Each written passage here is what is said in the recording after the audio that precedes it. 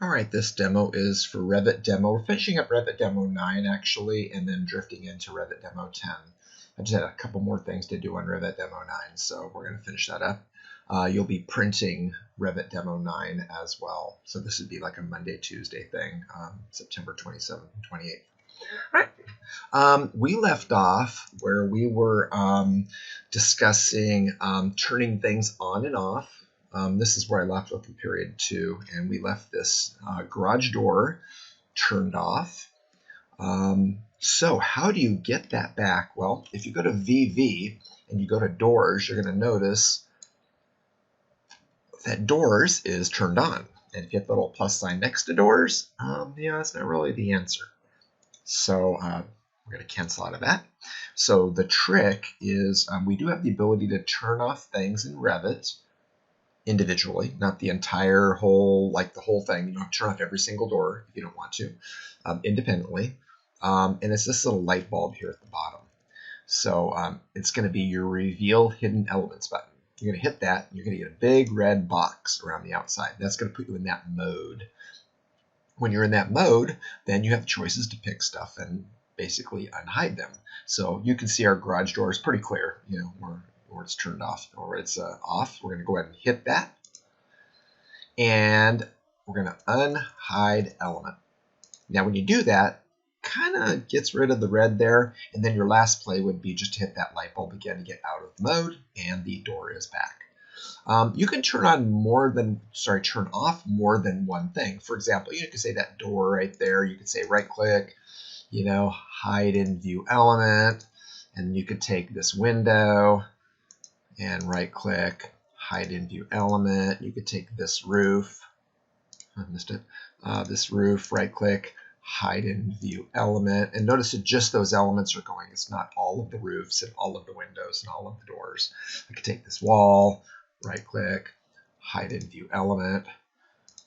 So if you want them back, you can turn all of them on, or you can turn some of them on. Back to the light bulb, and you can see the ones that are turned off there. And again, you can pick as many as you want to turn back on again, holding the control key down. I could just say maybe I just take those two and unhide element and hit the light bulb, and they're back, but the other two are still gone. Back we go to the light bulb. I'm going to pick this wall, hold the control key down and pick that roof, unhide element, and then go back and hit the light bulb. Now, when you're in a situation where you want to I want to see inside, I want to see my stuff inside, and I want to see an area, turning things on and off that way is kind of a pain because you have to figure out where things are, and you have to find the red and all that stuff. There's a way to turn things off temporarily, and it's this temporary hide. And it's the one right next to the light bulb, the sunglasses. So if you take that roof and then just hit the sunglasses and hide element, the roof is gone, just like the other way. But watch this, there's kind of a better reason for using this particular feature. Sunglasses hide, pick this, sunglasses hide, and maybe, I don't know, maybe this wall here, sunglasses hide. You get the basic idea. I'm just going there and hiding stuff. So, you know, I'm seeing inside. I see my, you know, what's going on. I've got my answer to my question. I know the TV's going the wrong way. Spacebar. And then, you know, maybe we'll move that back a little bit. I don't know, maybe that's the wrong way there. And so I've found the answer to my problem. So now I just need to put it all back. Now, the other way, you have to kind of find everything and hit the red stuff. With the temporary hide, just go back into the sunglasses and reset. And everything goes back the way it was. So, you know, depending on what you're looking for, depending on what you need. We hide things in view when we want them to stay hidden. And we hide things temporarily when we want to turn it back on really fast. Sometimes we just want to turn off something, like we just don't want it there, you know. For example, I don't know, let's say that I wanted this section for whatever reason. I just wanted this section turned off. I just didn't want it in the view, but I didn't want to turn off all the sections. I can right click, hide in view element, and it'll turn off that section, and all the other sections are still there, and it just is what it is. And if I ever need to turn it back on again, then I would have to go back to the light bulb. But it's meant mainly to be done permanently, like keep it off pretty much forever. Okay, so it can again go back, unhide element, and then back we go. There's another one. How about this? What if I just want to see one thing? I just want to look at one thing. I don't know, maybe like the roof. I just want to see the roof, just the roof, nothing else. We can also use the sunglasses to isolate things. I can isolate categories like roofs, or I can isolate just one individual element like that roof. So now I just see that roof. So, for whatever reason, I just need to see that roof, and I can see that roof. There's that roof, my little cross gable roof. I see it. Okay, I'm happy with that. Now I'm just going to go ahead and back to the sunglasses and reset. So, just different ways of turning things on and turning things off, in the software. Okay, I am on page 87 at the bottom. So we're almost done with these interior elevations, but I got one little twist for you here. The problem with these interior elevations is the names. This elevation 1A doesn't really describe very well what I'm looking at. What I'm looking at here is, you see the doors right there. That would be the west wall of the bedroom. This right here would be the north wall of the bedroom. I think that would be the east wall, and I think that's the south wall. So these names really don't tell us where we are. So when you get to a really big model, when you see elevation 1-D, it doesn't really tell the people looking at the drawing, where you are. Now, we don't want to change the name here. I can go in here and rename this. If I go back in and rename this, I can just call this, Fred. All right, and if I do, it's going to say, Fred. But they don't want you to do that. We want to keep these because we know they're clustered in the same room. We want to keep those ones together, the A, B, C, and D together, because we know where they came from. But we want to change the names on the drawing. And so there's a play. So here's what you're going to do. We're going to go to the elevation 1A. And that would be let's see, I think that is the west wall of the bedroom.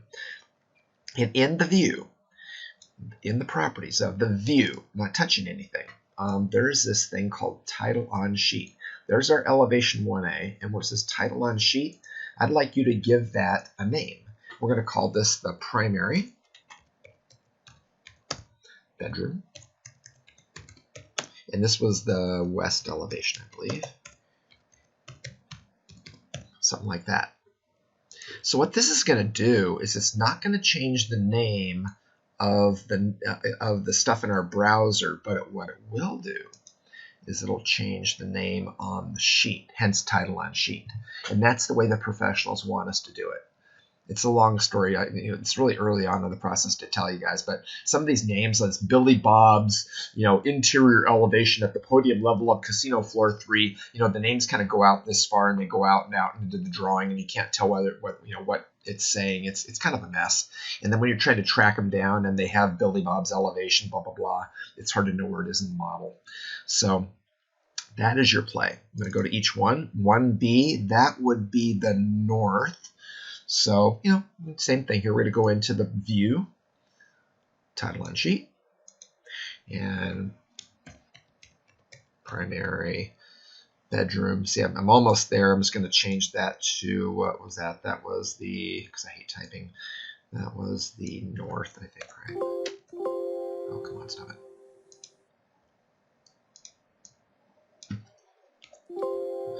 Okay, it keeps moving away. Sorry, my mouse keeps moving.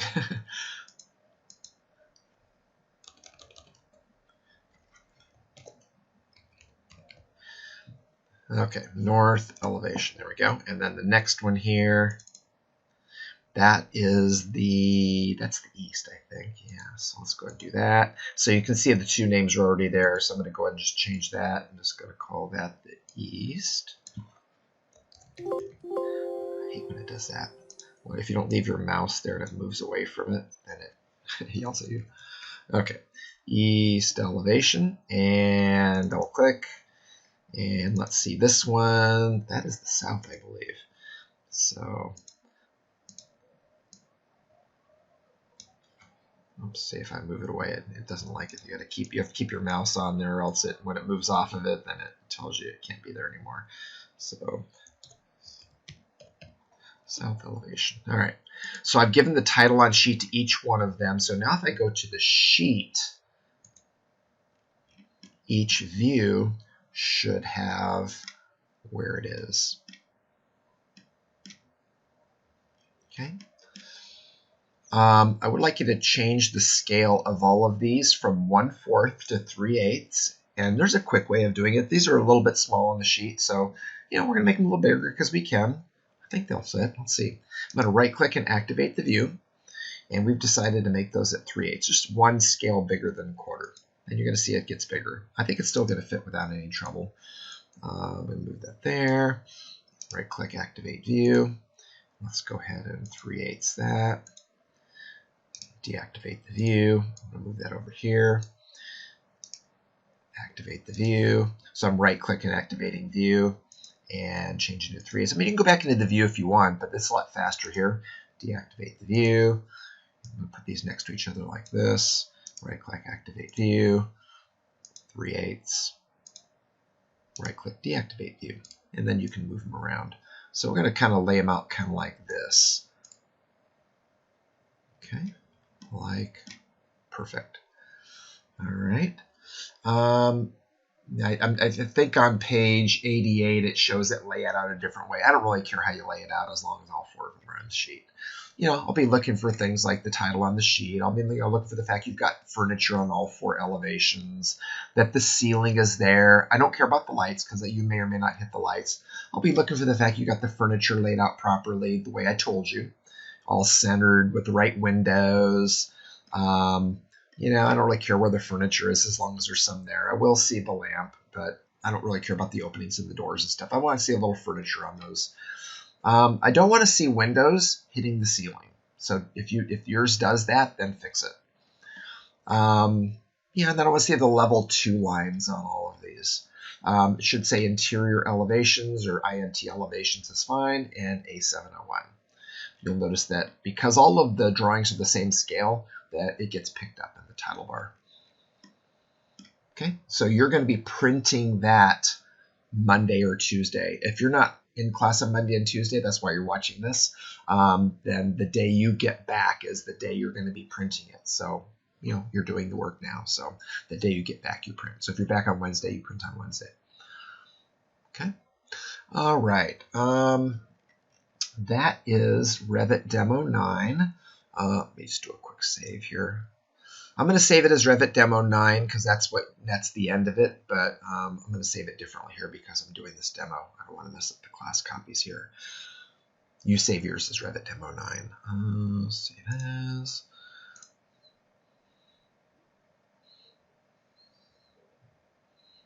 I'm doing this in my bedroom here. It takes a little longer. I'm going to call this 9. I'm going to call it 99 so I don't mess up my classroom copy. But okay, saving it. And I'm on page 89 in the book. So we're going to make this a 7-story building.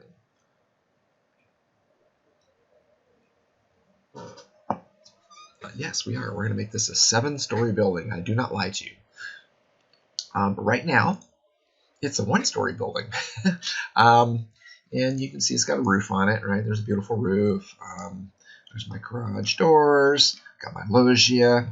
In order to make this a 7-story building, we are going to delete the roof because if the 7-story building happens, that roof would not be in a very good spot. All right, let's see. What else do I want you to do here? Delete the roof. Let's go to the south elevation. All right, so we have something like this. So what I want you to do is to check out the plan views here. So we have level 1 and level 2, right? That's pretty much all we have. We're going to make new levels. Okay, so here we go. We're going to go to architecture, level. I'm going to show you one way to do this. You can do it this way. If you want to do it this way and you're comfortable doing this way, knock yourself out. I'm going up 10 feet. I'm going to slide over and there.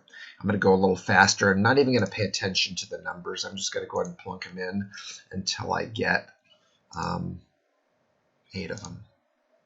And I'm just going to do these different levels. I'm not even going to line them up. I'll do like that.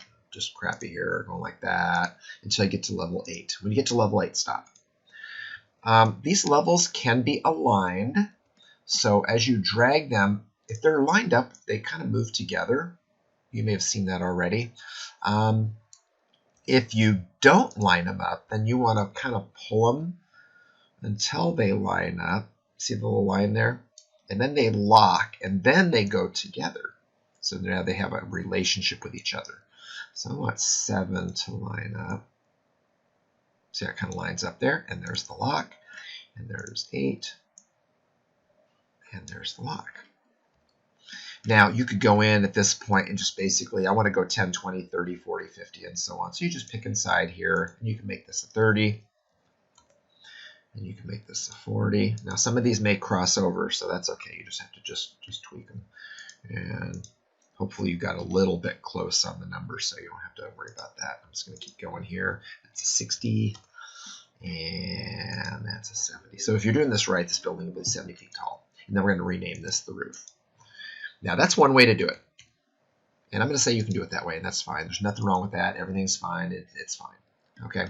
We've got basically our 7 stories on our roof. I'm going to do another way, though. This is the way it's probably better. Again, if I'm paying you by the hour, I'd rather do it this way. I'm just going to undo all this stuff here all the way back to here. Okay, so same spot, right? Here's a trickier, cool, right? I'm going to do the level again. But this time I'm going to use the pick arrow. I'm not sure I've shown you this command before, but pick lines. What it does is it allows us to pick something. I'm going to set the offset here to 10 feet. So watch what happens. Do you see that kind of dashy line there? See it right up there? Right above. We want this to be above level 2, not below. If you go below, if you hit it like this, I don't know if you can see it or not, but it's going over level 1. We don't want that. Boom, level 3. Boom, level 4. Boom, level 5. See how fast that is? Now, be careful. If you do it wrong, watch what happens. Watch level 4 when I do this wrong. See how level 6 went over it? So if that happens, you have to undo, go, oh, whoops, and then go back to the pick arrow, and then come back and continue your process. 6, 7, and you get the same result, just a little faster. So you do it however you want, okay? And everything's all lined up, so it's kind of nicer. All right? So we've got our levels, but the building is still short. So our next play is to make the walls taller. And there's 2 ways to do it. One of the ways we're going to do this is we're going to select one of these EIFS walls here. I'd like to pick all of them that are on the outside of the building. So I'm holding the, whoop, I didn't want that. I'm going to escape that. Let me try that again. I'm going to pick the wall. Well, I want to pick 5 walls here. This one, that one, that one, that one, and that one. If you do it right, you should see a 5 in the corner. I don't want you to pick the loggia, because a loggia going up 7 stories wouldn't make any sense. You're going to pick all 5 walls, just like that. And you're going to go to this button called Copy to Clipboard. Hit it. And then right next to it is the Paste button. You're going to paste, align to selected levels. Now, it's really important you pick the right levels here. Don't pick level 1, or it'll put the walls over the ones you already have. I want to go 2 and hold the Shift key down through 7. We don't need level 8 because we're going up to level 8. And hit OK. And then watch out. 5, 3, 2, 1. And you have yourself a 1, 2, 3, 4, 5, 6, 7 story building. And you can see on the outside, we've got a crap load of ugly windows. And on the other side, we've got some more ugly windows. And then in the front, come on, front, we've got this really ugly garage. Now, the garage, we didn't really notice that the windows all kind of went along for the ride.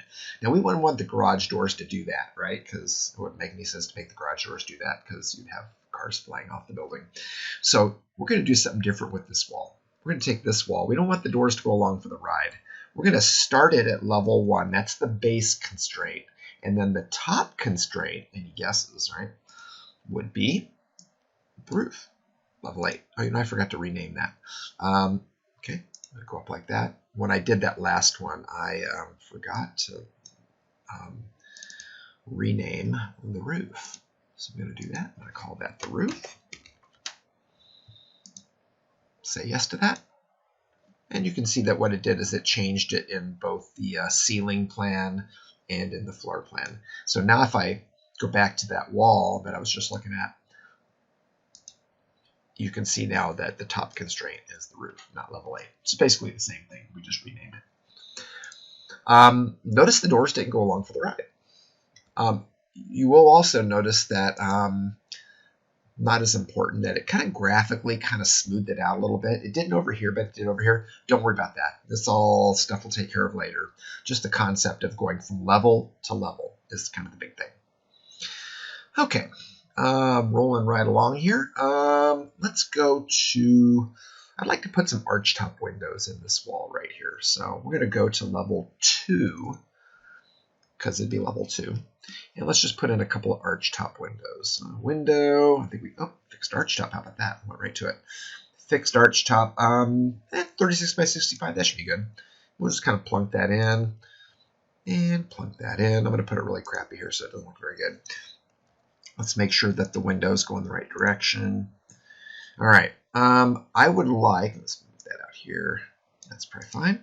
Let's go to the south elevation. Let's talk about little design stuff here. Agree that those windows just look really crappy there, right?